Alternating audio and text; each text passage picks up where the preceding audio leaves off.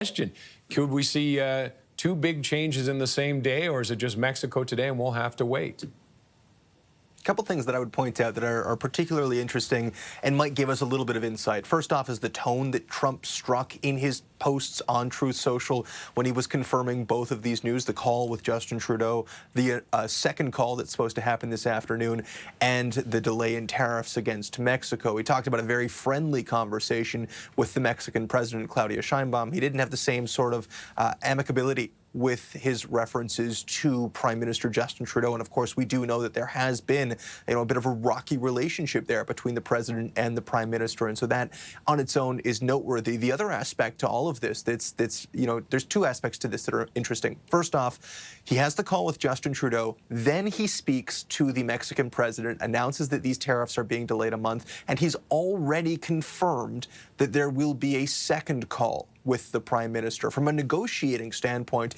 it puts him in a position of power. It shows that there are deals to be made if you give him what he wants. And in the case of Mexico, that's 10,000 National Guard members going to the border to prevent the flow of drugs and guns crossing into the U.S. And they had some assurances that the U.S. would work to limit the flow of guns into Mexico. There's also going to be negotiations while these tariffs are paused for a month. It gives Donald Trump a bit of a win. It puts him in a position of power to say, look, a deal can be made if you give me what I want.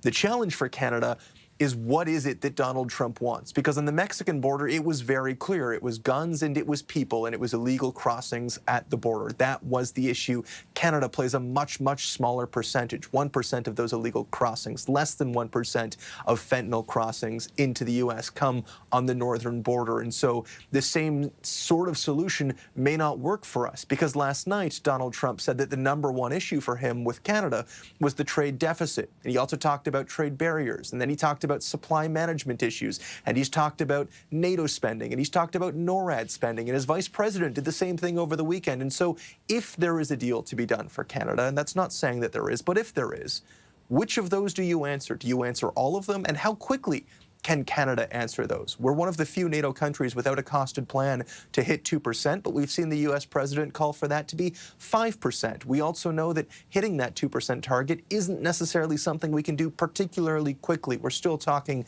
well after, the current plan is 2032. It's not costed. Potentially you get that down to 2030, but that's still in 5 years. And so none of the big solutions to the challenges that the U.S. has with Canada are quick, are easy, are not necessarily as simple, but as easily done as sending 10,000 National Guard members to the border. And that's the challenge. Perhaps there is a deal to be made, but what does that deal actually compose of? It's still the big question for Canada, for the Prime Minister, and clearly for Donald Trump as well. All right, so essentially for now, we wait. Colton, thank you.